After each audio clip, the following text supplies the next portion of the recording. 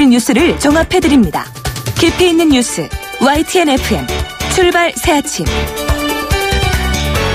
신율의 출발 새아침 3부 순서 시작합니다. 요새도 장마 같은 느낌이죠. 어제도 비 오고 지금도 하늘이 잔뜩 찌푸려져 있습니다. 이번 여름은 유난히 비가 많이 내리는 것, 그리고 오래 내리는 것 같은데요. 여름 내내 장마가 지속되는 느낌이죠. 오늘도 비 온다고 하는데 요새는 집중호우가 시도 때도 없이 등장하니 조심하셔야 될 것 같습니다. 살충제 계란 때문에 가뜩이나 기분이 찝찝한데 비 피해 걱정까지 해야 하니 서민들의 시름 더욱 깊어질 수밖에 없습니다. 신율의 출발 새아침 3부 순서, 먼저 광고부터 듣겠습니다.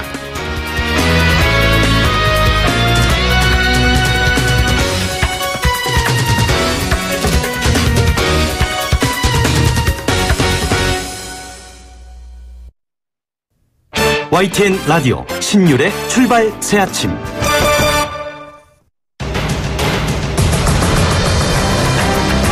매주 월요일 아침 정치권의 복잡한 이슈를 말끔히 정리해드립니다.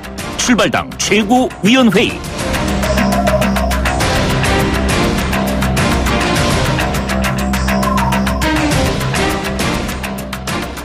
예, 언제나 월요일에 함께하는 분들입니다. 그런데 오늘은 진짜 열심히 노시다가 오늘 2주 만에 이렇게 나오신 분이 나와 계십니다. 먼저 데일리안의 이종근 논설시장님이신데 이분은 계속 여러분을 찾아뵙죠. 어서 오십시오. 네, 간밤에 비가 많이 와서 걱정했는데 아침에 가시거리가 짱입니다. 저 멀리 서양호 소장의 여드름까지 다 보이는 월요일 아침입니다. 이종근입니다. 여드름도 나고 한 두 주 쉬더니 여드름도 나고 오셨어요. 두문정치전략연구소 서양호 소장이십니다. 안녕하십니까? 네, 반갑습니다. 2주 푹 쉬다가 모처럼 나왔습니다. 내가 지금 푹 쉬다가라고 표현을 할까, 판판히 놀다가라고 표현할까 생각하다 그냥 쉬었다 이렇게 얘기를 했습니다. 예. 어제 쉬니까 어떠세요? 네, 역시 큰일하는 대통령이든 그리고 우리 같이 작은 일하는 정치평론가든 간에 좀 쉬어야지 사람이 제대로 일을 할 수 있는 것 같습니다. 휴가 못 갔다 오신 분들 여름 끝나기 전에 휴가 마저 잘 다녀오시길 바라겠습니다. 그게 근데 또 우리나라 실정에 휴가를 마음대로 갈 수 있는 상황이 아니잖아요. 아쉬우면서 또 그런 얘기를 하셔. 자, 내가 주목해본 정치인의 말 한마디. 이종근 실장님 어떤 거 꼽아오셨어요? 네, 늘 그냥 유명한 분들만 그러니까 늘 되풀이되는 분들만 하다 보니까 소외된 분들이 있어서 저는 국민의당, 이번엔 국민의당의 또 유명한 분이시죠. 박주선 비대위원장 말씀을 한번 꼽아봤습니다. 지난주는 100일 잔치, 계속되는 이 100일 기념 그런 퍼포먼스들이 계속 이어졌는데요.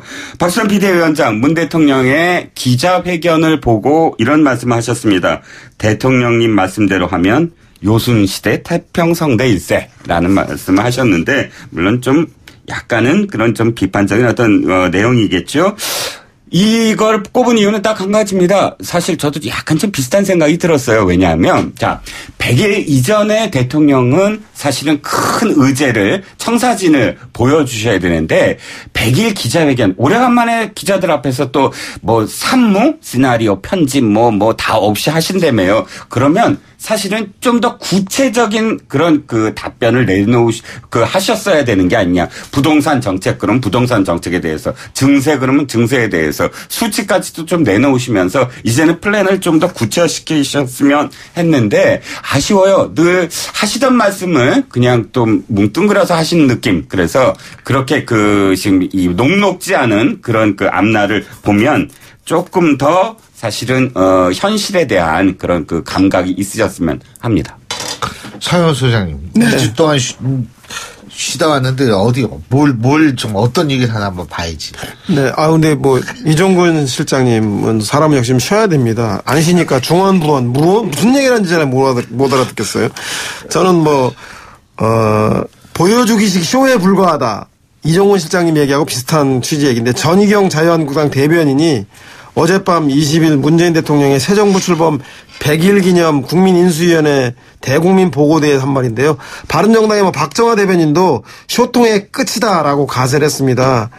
그런데 국민들은 박근혜 전 대통령의 불통과 그리고 비선 실세에 의한 국정농단을 보면서 오히려 쇼라도 좋으니 대통령이 국민들과 더 많이 소통했으면 좋겠다라고 하는 말의 의미를 좀 잘 되새겨봐야 될 것 같습니다. 특히 보수야당의 보여주기 쇼라고 하는 비판이 실제로 정치 공세가 아닌 진정성이 있으려면 여야정 정책협의회에 참여해서 복지 예산 구체적인 재원 확보 문제 등이라든가 국민들이 먹고 사는 초당적 문제에는 머리를 맞대는 모습을 보여줘야 그 말이 정말로 나라를 생각하는 말인지 아니면 단순한 정치 공세에 불과한 것인지에 대해서 좀 들어갈 것 같다는 생각이 듭니다. 저는 뭐 100일 잔치는 100일 잔치일 뿐이고 이후에 9월 정기국회에서 여야가 머리를 맞대고 안보와 민생, 외교 그리고 국민들이 먹고 사는 문제에 대해서 함께 힘과 지혜를 모으는 모습을 보겠습니다.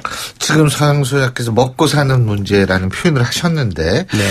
그 먹는 문제가 지금 상당히 국민들의 걱정을 많이 하고 있습니다. 이른바 살충제 계란 문제인데요. 두 분 계란 드세요 요새? 이종훈 실장님? 저는 최근에 슈퍼 가서 샀습니다. 최근에? 예. 최근에 아니라 저는 아직도 매일 먹고 있습니다. 그냥 살충제 먹으면 그냥 먹고 있어요. 예. 서양수 소장님은. 저는 원래 달걀 좋아하는데요. 예. 원래 옛날부터 다이어트 때문에 예, 노른자는 안 먹고 흰자만 먹고 있습니다. 지금도. 그래서 네. 이제 살충제 걱정은 안 하시죠? 그런 건 아니고요. 아무튼 계란에 노른자는 옛날부터 안 먹었기 때문에. 근데 이 살충제 계란 사태와 관련해서 지금 야권에서는 식약처장에 대한 비판 목소리가 나오고 있지 않습니까? 근데 여당에선 살충제 계란 사태가 현 정부의 잘못을 물을 일인가 원인을 굳이 찾자면 국민의 식품안전관리를 철저하지 못한 이전 정부에 있다. 이렇게 얘기하고 있습니다. 어떻게 보십니까? 이종훈 실장님. 문제는 이겁니다. 13년 전에도 사실은 이 농약과 관련해서 이 살충제를 포함한 동물들에 대해서 이런 그 농약 성분 내지는 살충제를 뿌리는 것을 그 기준을 마련해야 된다라는 목소리가 있었어요. 정부에서. 예. 그런데 안 지켜졌습니다. 13년 전은 아시죠? 어느 정부였는지. 그런데 물론 7년 전에는 감사원이 또 나서서 농림수산식품부한테 뭐라 그러냐면 이 기준을 제대로 세워놔라라고 지시를 해요. 그런데 그것도 역시 흐지부지 됐습니다. 13년 전과 7년 전 한 정부는 참여정부였고 한 정부는 이명박 정부였습니다. 그러면 어느 정부 때문이냐 이 논쟁은 사실 불필요하고 더 정확한 것은 공무원들의 문제예요. 공무원들이 사실은 이런 문제에 대해서 복지부동하고 있다는 것이죠. 그러니까 무슨 안이 나왔다 그러면 스스로 그런 것들을 깨쳐나가는 것이 아니라 늘 방어적이고 늘 보고서만 쓰는 그런 공무원의 행태에 대해서 어느 정부건 사실은 그 정권 초기에 이 문제를 제대로 공무원들이 일할 수 있는 분위기를 만들어야 된다. 이게 핵심이지 그 전 정부가 문제고 그 전 정부가 문제고 전에 전 정부가 문제고 이건 되풀이되는 책임 논쟁이에요. 좀 전에 서 소장이 말씀하셨던 것. 박근혜 정부가 잘못한 것. 이런 이야기랑 똑같은 상도 일맥통한 거죠. 네. 선생님. 그렇죠. 달걀 매대 앞에서 이 계란 먹어도 되나 이 달걀 먹어도 되나 고민하는 국민들 앞에 마치 누구의 잘못이냐고 따지는 것은 닭이 먼저냐 달걀이 먼저냐의 싸움 같긴 한데요. 그럼에도 불구하고 입이 삐뚤어져도 말은 바로 했다고 사실상 뭐 적폐 계란 문제 아니겠습니까? 살충제 달걀 문제는 2015년 계란안전관리대책을 시행하려고 했는데 그 당시 박근혜 정부 청와대에 우병우 민정수석이 시행을 유예하는 바람에 유야무야됐고요. 작년 국정감사에서도 이 문제가 당시 야당 국회의원들에 의해서 계속적으로 지적됐고 올 4월에 소비자단체 경고하는 등 박근혜 정부에서 지속적으로 경고등이 켜졌음에도 불구하고 탄핵 등으로 인한 국정 공백으로 방치되고 말았죠. 그래서 저는 적폐 계란의 문제가 크다라는 생각이 듭니다만 그러나 현 정부 들어서도 농림부 장관하고 식약처장이 새로 부임했는데 주요 업무 현안이었으므로 챙겼어야 하는데 부실한 전수조사라든가 초등대처가 미흡하고 국회에 부실 답변을 함으로 통해서 국민 불안을 가중시킨 것 또한 문제가 크다는 생각이 듭니다. 그래서 저는 선 먼저 이 달걀 문제에 대한 사태 해결을 하고 나서 후 식약처장의 거취를 논의한다는 생각이 듭니다. 우선 국민들이 가장 불안해하는 게 달걀 먹을 수 있는 거하고 폐기한 달걀에 대한 정확한 수량에 대해서 달걀에 대한 실태에 대해서 정부에서 발표해야 될 것 같고요. 그리고 나서 중장기적 대책으로 달걀의 생산과 유통에 일어난 문제라든가 친환경 인증의 통합 관리 등 중장기적 대책을 수립한 연후에 식약처장이 거치는 국회 상임위와 국정감사를 통해서 집중적으로 검증하는 것이 타당한 게 아닌가 생각이 듭니다. 적폐 달걀이 할 말을 잃으셨죠? 그게 아까 지금 쉬고 돌아와야 된다. 저한테 중원부원이라고 그러는데 아니 2주 동안 푹 쉬신 분이 아직도 적폐 타령입니까? 적폐만 붙이면 모든 게 다 된다 하는 바로 그게 지금 이 살충제 이 논쟁을 낳게 만드는 가장 큰 원인이거든요. 지난 주말에 휴가 갔다 와서 친구들하고 소주 한잔 하면서 얘기했더니 적폐란 그러니까 맞다 맞아 그러면서 다들 이렇게 다 통하던데 이렇게 정치권에 보면 이 말이 안 통하는지 모르겠습니다. 적폐 닭은 없어요? 예? 예. 자, 어쨌든 이 부분은 정말 국민들이 걱정을 많이 하고 있습니다. 이 계란을 먹어도 되는지 뿐만이 아니고 사실은, 이 닭고기에 대한 두려움도 사실 갖고 있거든요. 그러니까 이거는, 문제가 터졌을 때 이거를 좀 적절히 잘 좀 수습하는 그런 모습을 보여줬으면 좋겠다는 생각이 들긴 듭니다. 자, 또 다른 인사 문제가 헌법재판소장. 여러분 다 잊어먹고 계셨죠? 아직 헌법재판소장이 공석입니다. 네. 근데 이 헌법재판소장과 헌법재판관 임명 문제인데 지금 국민의당까지 합한 야권에서는 이유정 헌법재판관 후보자에 대한 지명 철회가 선행돼야 김희수 헌재소장 임명 동의안을 상정하겠다. 지금 이런 얘기인데요. 결국 이유정 후보자의 정책 편향성이 있다. 이런 주장입니다. 어떻게 보십니까? 이종호 실장님은. 이러다 김희수 헌재소장 후보자의 이 정년이 거의 몇 개를 안 남은 그런 상황이 될지 모르겠습니다. 자.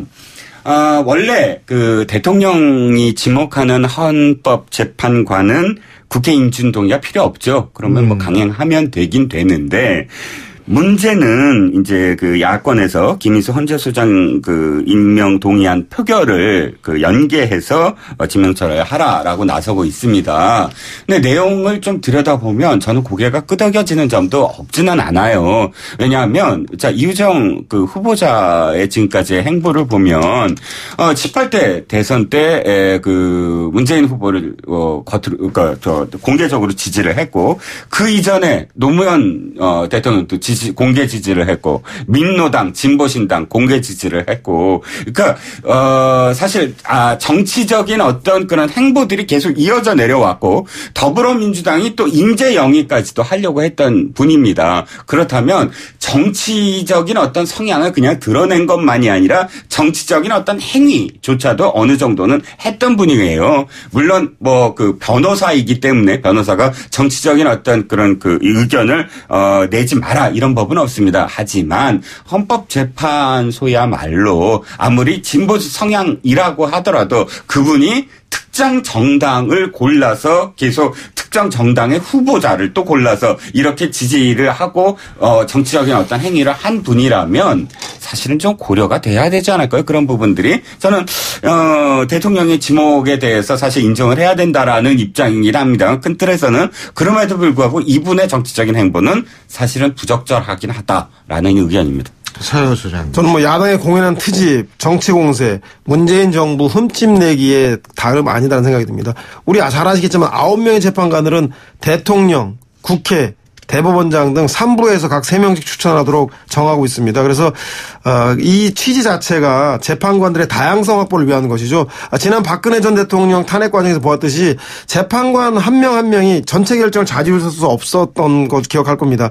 재판관 후보자의 정치 성향을 거론하면서 정치적 중립성을 논하는 건 타당하지 않습니다. 원래 헌법재판관을 3권 분립에 의해서 3군데에서 3명씩 추천하는 것에 대해서 다양성을 확보하는 것에 위배된다는 생각이 들고요. 더 나아가서는 이유정 재판관 임명하는 거하고 김희수 헌재소장 임명을 연계해서 반대하는 거 이건 다분히 정치적 공세 아니겠습니까? 저는 그렇기 때문에 더더군다나 야당의 이런 지나친 정치 공세는 자칫하다간 야당이 국정을 발목 잡는 역풍에 몰릴 수 있다는 것 명심해야 될 것 같다는 생각이 듭니다.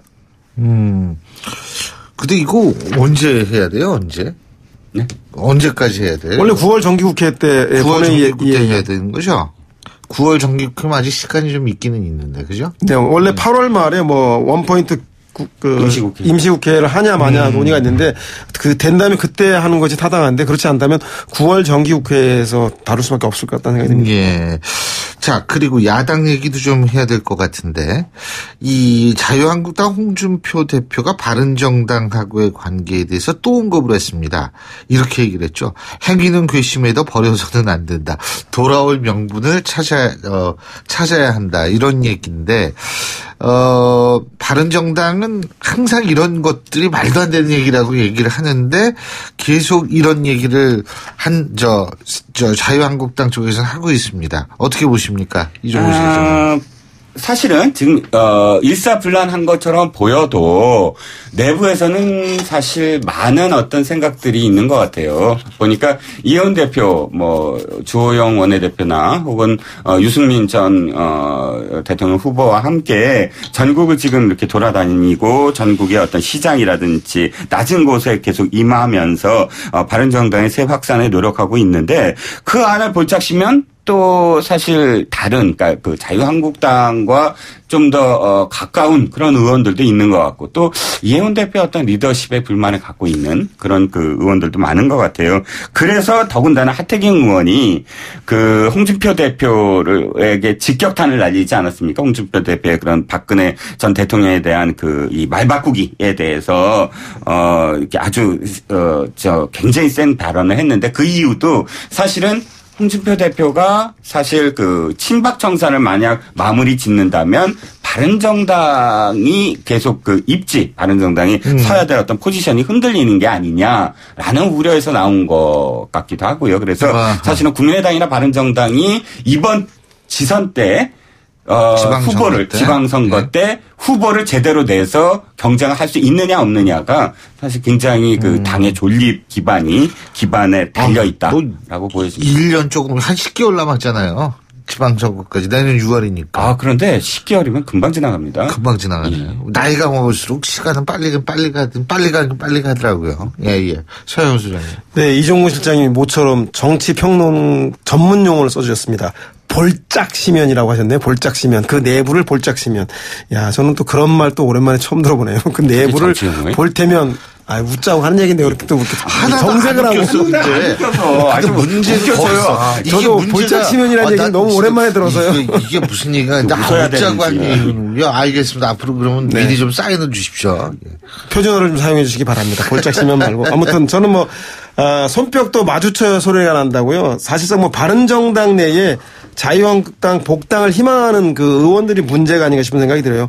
홍준표 대표가 박근혜 전 대통령이 탈당 조치를 하면 그리고 이런 친박 청산의 명분이 생기면 바른정당 일부 의원들이 자유한국당으로 복당이 가능하다고 파악하고 있는 것 같습니다. 홍준표 대표가 노리는 것은 그렇기 때문에 최소한 바른정당의 교섭단체 지위를 허물어뜨리는 것. 한 명만 빠져나와도 허물어지는 것이니까요. 아니면 그 중에서 한 과반이라도 그 자유한국당을 복당하게 된다면 지방선거를 앞둔 보수 주도권을 그 자유한국당이 주도할 수 있는 상황이기 때문에 보수 적통의 주도권들을 가져가기 위해서 저는 홍준표 대표가 의도성을 가지고 지방선거 때까지 지속적으로 이 얘기를 해나갈 것 같은데 결국 문제의 본질은 바른정당이 이것에 대한 문단속을 얼마나 잘하면서 제3정당으로서 보수혁신의 기치를 잘 가지고 정당들 유지해 나갈 것인가에 대한 구심력 어떻게 확보할 것인가 이 문제가 오히려 보다 더 중요한 문제가 아닌가 그런 생각이 듭니다. 근데 지금 이종구 실장님께서 말씀하셨는데 이 홍준표 대표의 그 박근혜 전 대통령 문제에 대한 어떤 자꾸 잦은 입장 변화 이거 말씀하셨었죠. 지금 근데 홍준표 대표가 어쨌든 출당 문제를 공론화 하고 있어요. 예.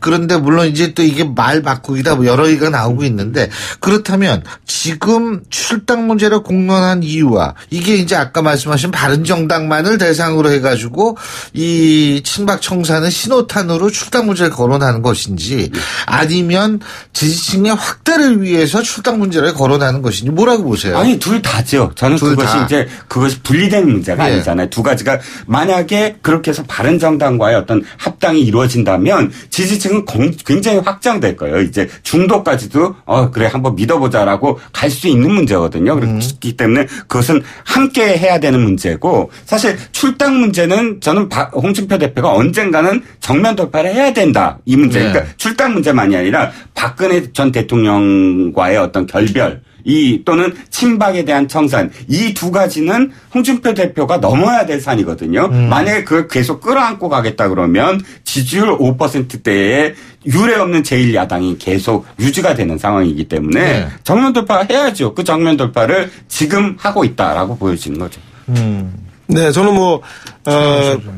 바른정당의 분당 가능성이 높다라고 생각이 듭니다. 지금 현재 바른정당이 보여주고 있는 게 반홍준표, 반자유한국당 이야기 말고 실제 보수혁신의 새로운 그 비전을 보여주고 있지 못하고 있지 않습니까? 그래서 제가 볼 때는 만약에 홍준표 대표가 친박청산, 박근혜 전 대통령의 탈당의 이슈를 잡을 경우에는 저는 바른정당 내에 있는 일부 의원들이 더 이상 바른정당에 있을 명분들을 상실하게 만들 것 같다는 생각이 듭니다. 그래서 일부는 자유한국당을 복당하고 나머지는 존립을 위해서 국민의당과 연대를 해나가서 자유바른국민의당 3당 체제가 자유바른당과 국민바른당으로 양당 체제로 재편될 가능성이 매우 높은 건 아닌가. 그렇기 때문에 바른정당으로서 이 친박청산과 박근혜 전 대통령의 탈당 문제에 대해서 바른정당은 어떤 보수혁신의 가치와 새 인물을 가지고 국면을 돌파할지에 대해서 대안을 제시하지 않으면 바른정당이 상당히 어려워질 것 같다는 예상이 듭니다. 그렇군요. 자, 국민의당 얘기도 잠깐 해보죠. 국민의당 지금 여러 가지로 바쁘잖아요. 예? 근데 국민의당 전당대회도 이제 얼마 안 남고 누가 되느냐에 따라서 이 더불어민주당과의 관계, 바른정당과의 관계가 이게 좀 많이 바뀌어질 것 같은데 어떻게 보세요, 이종우 실장님? 네, 그렇긴 하겠죠. 그렇긴 한데 저는 이제 안철수 전 후보가 전 대표가 당권에 도전하면서 한다는 말이 국민의당 자기가 아니면 국민의당이 흡수될 거다. 더불어민주당에 네. 해체될 거다. 이걸 표면화했는데 사실은 어느 분이 되든지 간에 그렇게 단기간에 국민의당이 와야 되지는 않을 거예요. 최소한 지방선거 전까지의 어떤 과정 그리고 지방선거에 후보를 내는 과정 그건 분명히 있었을 거고요. 그런데 문제는 제가 아까 말씀드렸듯이 바른정당과 국민의당이 지방선거 전에 해체되지는 않을 것 같아요. 지방선거의 결과에 따라서 아마도 타의에 의한 정계 개편, 그러니까 누가 주도하는 예. 정계 개편이 아니라 자연스럽게 정계 개편의 어떤 상황, 결과를 놓고 그렇게 되지 않을까 싶습니다. 예, 차영호 소장님. 저는 누가 당대표가 되든 간에 국민의당은 분화될 가능성이 매우 높다는 생각이 듭니다. 안철수 대표가 당선될 경우에 아닙니다. 바른정당과 연대를 추진하고 그럴 경우에는 호남 중진들이 이에 대해서 반대하기 때문에 민주당 복당을 또 추진할 가능성이 매우 높다는 생각이 들고요. 정동영 청정배 후보가 당선될 경우에 민주당과 일면 견제, 일면 연대 이후에 지방선거 전이나 총선 전에 민주당과 연대 내진 통합을 추진할 거기 때문에 안철수계와 호남계가 분화될 수밖에 없는 상황이 아닌가 생각이 듭니다. 예.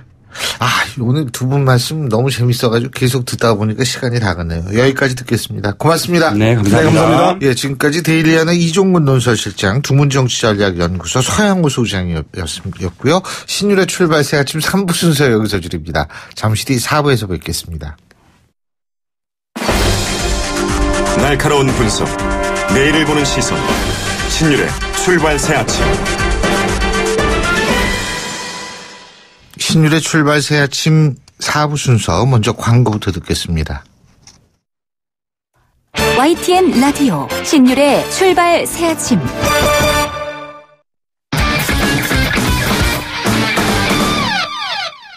스포츠 소식 알아보겠습니다. 최동호 스포츠 평론가 전화 연결합니다. 안녕하십니까? 예, 안녕하세요. 예, 오스트리아 리그에서 뛰고 있는 황희찬 선수 말이에요. 활약이 예. 대단한 모양이더라고요. 오늘 새벽에 경기했는데 시즌 7호 골 기록했다고 그러죠? 예, 그렇습니다. 예. 자, 이 오스트리아 짤츠부르크의 황희찬 선수 올 시즌에 이 전성기를 확 열고 있는 그런 느낌입니다. 자, 오늘 새벽에 이 장크트 볼텐과의 경기에서 후반 28분에 교체 투입됐는데 이 두 경기 연속 골로 시즌 7호 골을 장식했습니다. 최근 11경기에서 7골 기록할 정도로 이 최근에 골 감각이 절정을 이루고 있고요. 이 살츠부르크가 5대1로 승리했는데 이 살츠부르크가 3연승으로 오스트리아 분데스리가 2위를 달리고 있습니다. 그렇군요.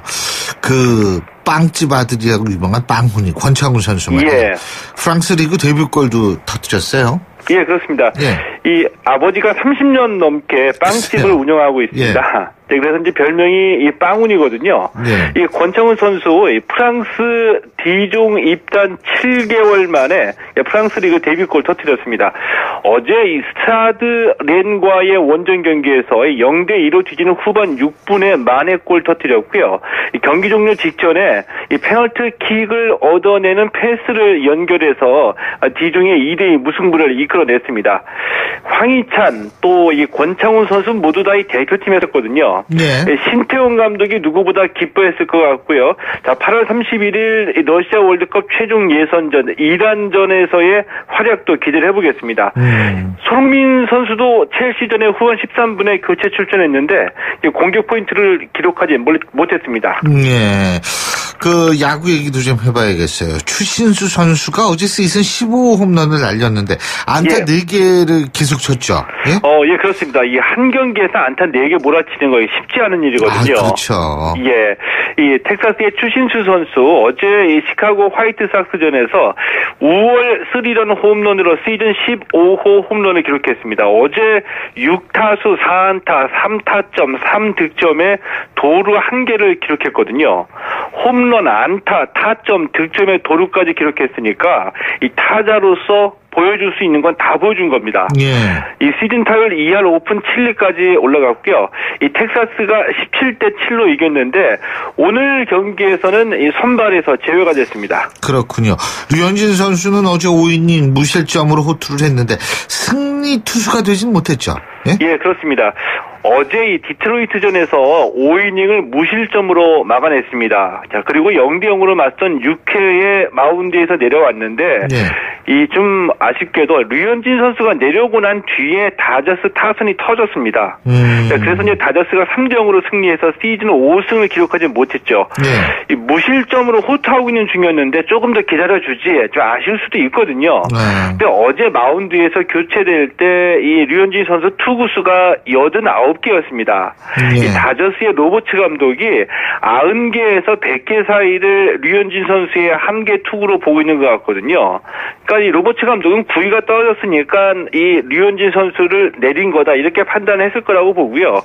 이 류현진 선수가 제구가 안 돼서 어제 투구수가 좀 많긴 많았습니다. 류현진 선수가 지금은 이제 강속구가 아니라 변화구 위주의 컨트롤 투수로 변신했는데 제구가 잘 되는 날하고 잘 안 되는 날의 차이가 조금 좀 있고요. 선발진에서 살아남으려면은 이 제구력을 앞세워서 꾸준히 6이닝 이상을 책임지는 모습을 좀 보여줄 필요가 있다고 봅니다. 예. 자, 국내 프로야구에서는 롯데가 5위로 올라섰는데 롯데는 자고 나면 날마다 순위가 바뀌는 것 같아요. 예, 그렇습니다. 지금도 이제 롯데가 또 관심을 받고 있거든요. 예. 이 4위에서 6위 사이를 오락가락하면서 실제로 자고 나면 순위가 매번 바뀝니다. 근데 그만큼 중위권 경쟁이 치열하다는 얘기인데 어제 롯데가 한화를 4대3으로 이기고 6위에서 5위로 올라섰습니다. 이 포스트 시즌 티켓이 5장이거든요. 5장 중에 3장은 기아, 두산, NC가 가져갈 것으로 보이고요. 4위부터 대혼돈입니다. 이 LG가 승차 없이 롯데의 승률에서 앞서서 4위고요. 롯데가 5위, 6위 넥센은 롯데하고 반경기 차입니다. 또 7위 SK가 6위 넥센하고 한 경기 반차고요. 때문에 중위권에서는 자고 나면 순위가 바뀔 수밖에 없는 상황인데 LG와 롯데, 넥센, SK 4팀 중에 2팀이 마지막 2장의 가을 야구 티켓 경쟁을 가져갈 것으로 보이는데 이 경쟁이 앞으로 더 치열하게 벌어질 것으로 예상이 되고요. 어제 경기에서 KT가 두산을 2대1, NC가 넥센을 4대3으로 이겼습니다. 자, 그리고 대만의 타이베이에서 그 하계 유니버시아드 대회가 열리고 있죠. 예. 근데 개막식에서 선수단이 입장할 때 혼란스러운 일이 벌어졌다 그러는데 이게 무슨 얘기예요? 이 그제 대만 타이베이에서 하계 유니버시아드가 개막했거든요. 네. 근데 개막식이 열린 스타디움 외곽에서 시위가 벌어져서 이 개막식이 차질을 빚었습니다. 자, 보통 이제 선수단이 입장할 때 알파벳 순서대로 입장하잖아요. 네. 자, 그리고 이제 피켓 거리 들어가고 기수가 들어가고 그리고 이제 선수들이 입장하는데 이 선수들이 보통 이 스타디움 바로 옆에 있는 이 별도의 공간에서 대기하다가 순서대로 입장을 하게 되거든요. 자, 그런데 이 대만 국내의 군인과 경찰 연금 개혁 반대 시위, 대만 독립 찬반 시위대가 바리케이드를 치고서 이 출입구를 막은 겁니다. 그 선수들이 입장하지 못했죠. 예. 그래서 국기를 든 기수들만 따로 입장을 한 겁니다. 아하. 그리고 난 뒤에 경찰이 시위대를 진압하고 난 뒤에야 선수들이 나중에 기수들하고 별도로 따로 입장을 했고요. 예. 이 대만이 중국의 견제도 있었고 또 이제 국제사회에서 이 독립된 별개의 국가로 인정받지 못하다 보니까 이제 예. 그동안 국제종합대회를 유치하지 못하고 처음으로 국제종합대회로 이 유니버시아드를 개최한 건데 대만으로서는 좀 상당히 어려움이 있었습니다. 그렇군요. 예, 잘 알겠습니다. 오늘 말씀 잘 들었습니다. 고맙습니다. 예, 고맙습니다. 예, 지금까지 최동원 스포츠 평론가였습니다.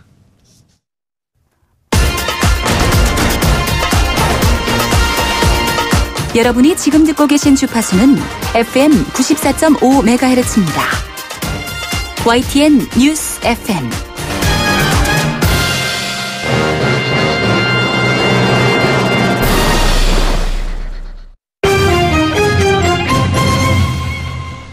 경제 뉴스 알아보겠습니다. 한국경제신문의 정인설 기자 연결합니다. 안녕하십니까? 안녕하세요. 예. 문재인 대통령이 어제였었죠. 세금으로 청년 일자리 늘리는 건 한시적으로 필요한 대책이다. 이런 얘기를 했죠. 워딩 그대로 하면 뭐 몇 년간 필요한 특단의 대책이다 이렇게 얘기를 했는데 전체 맥락을 보면 이렇습니다. 문재인 대통령이 작년 대비해서 올해 뭐 7월 8월까지 보면 일자리 관련해서 가장 역점을 두었는데 다 좋아졌다는 거죠. 그 일자리도 늘었고 신규 일자리도 늘었고 고용률도 올라갔는데 다만 청년 일자리는 줄었고 좋은 일자리, 이른바 정규직보다는 비정규직 많이 늘어서 그게 문제다. 이걸 극복하기 위해서 뭐 추경도 하고 세금으로 공공 일자리를 만들고 있는데 당연히 이제 야당은 이걸 비판을 하죠. 세금으로 공공부문 일자리 만드는 건 두고두고 국민들에게 세금 부담을 늘린다라고 반대를 하고 있는데요. 예. 문 대통령은 이제 이거 부분에 대해서 몇 년간만 특단의 대책 강구하면 그 뒤엔 괜찮다라고 설명을 했습니다. 왜냐, 지금은 베이비부머 자식 세대들의 그 취업 연령층에 너무 많이 와 있어서 청년 실업이 있지만 2022년부터는 5년마다 100만 명씩 인구가 줄어서 그때가 되면 오히려 노동력 부족을 걱정하는 사회로 변한다라는 거죠. 지금은 고용절벽이지만 2020년 이후에는 인구절벽이 될 수 있다는 건데요. 5년 후면 일본처럼 이제 일자리가 남아돌 수 있다라는 건데 과연 그럴지는 한번 봐야 될 것 같습니다. 예, 그러니까 이게 줄어드는데 그게 어떤 층이, 그러니까 이 노동 가능한 층이 줄어드는 건지 어떤 계층이 줄어드는지 그런 것도 이제 중요할 것 같은데 말이에요. 생산 가능 인구가 올해부터 줄어들고요. 네. 뭐 이제 20대, 30대 취업 연령이 뭐 수능 응시자만 봐도 그렇고, 뭐 그 대학은 큰일 났어요 지금. 이제 병력, 네. 그 군 병력만 봐도 그렇고 이제 뭐 2022년 이후 2030년 40만 시대로 접어든다고 하니까 줄어드는 건 분명합니다. 예.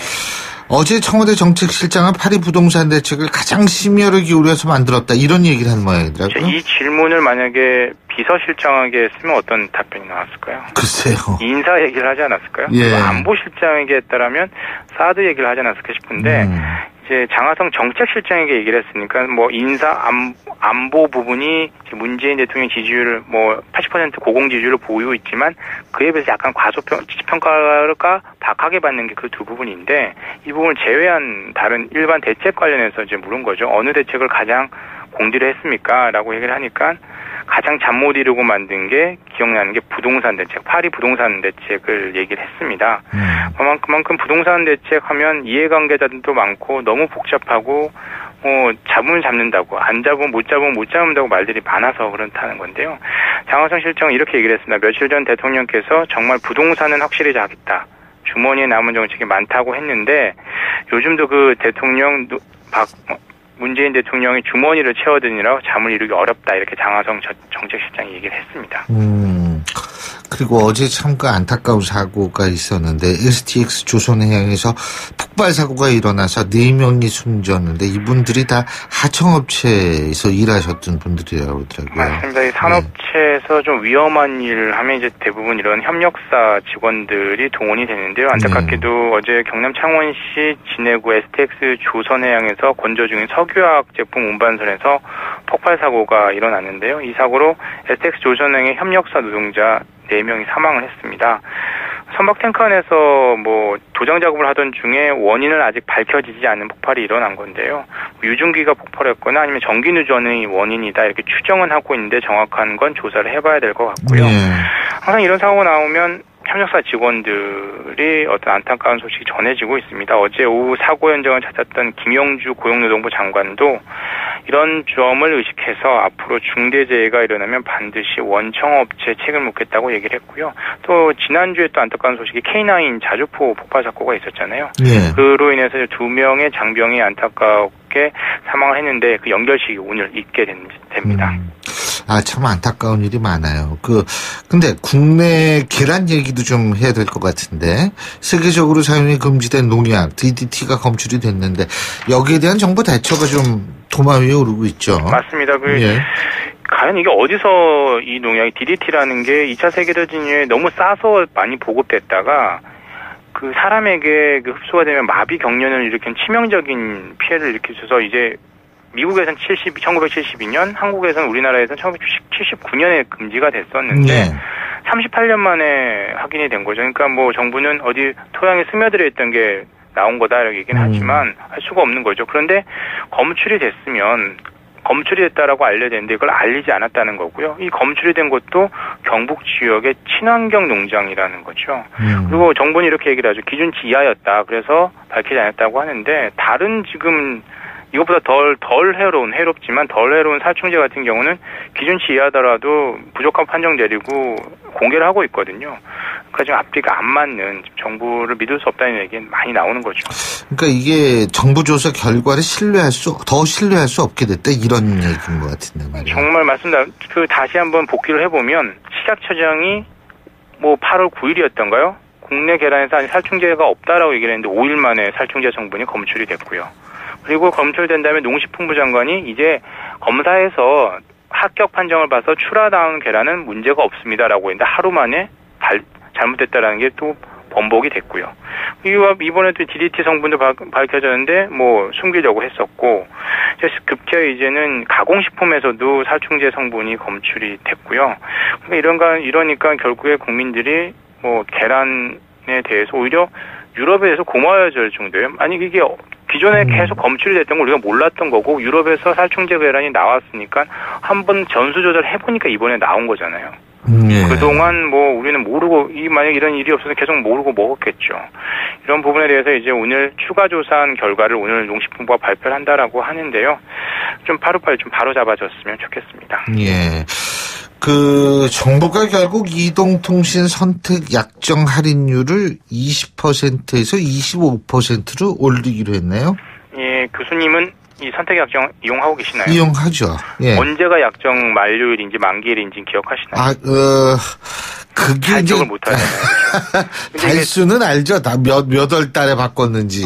그럼 대단히 괜찮은 정말 스마트한 이용기인 것 같고요. 저도 정확하게 기억이 안 나요. 언제 약정을 했지라고 기억이 안 나는데 이걸 1년이 돌아오고 2년이 돌아올 때는 본인이 계속 갱신을 해야 되잖아요. 절대 통신사에서 알려주지 않는데 이걸 다음 달 15일부터 이 약정 할인율을 25%로 올리기로 했습니다. 이제 다만 그런데 현재 분위기는 신규 가입자에만 적용을 해준다는 거죠. 1년 약정, 2년 약정 돌아오는 사람이나 새로 가입한 사람들에게 적용을 해준다는 거고요.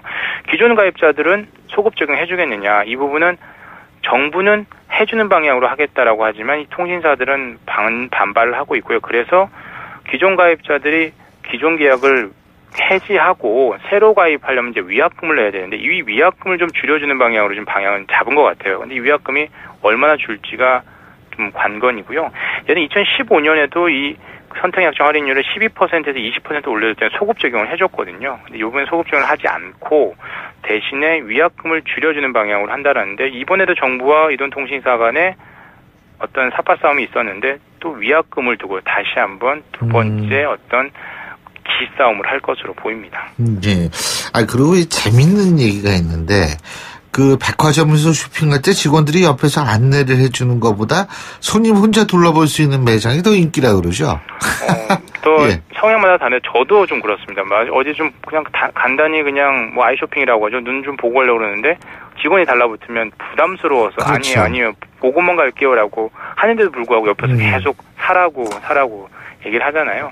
이제 요즘에 화장품 매장 일부 매장을 가보면 바구니를 보통 들잖아요. 네. 넣을 그 바구니에 뭐 혼자 볼게요 내지는 도움이 필요해라는 바구니가 각각 따로 편말이 있습니다. 그래서 혼자 볼게요라고 넣으면 점원이 달라붙지 않는 거죠. 혼자 그냥 여러 보다가 뭐 궁금한 거 있으면 스마트폰 요즘 스캔 잘 돼가지고 가격 비교해보고 넣으면 넣고 싶고.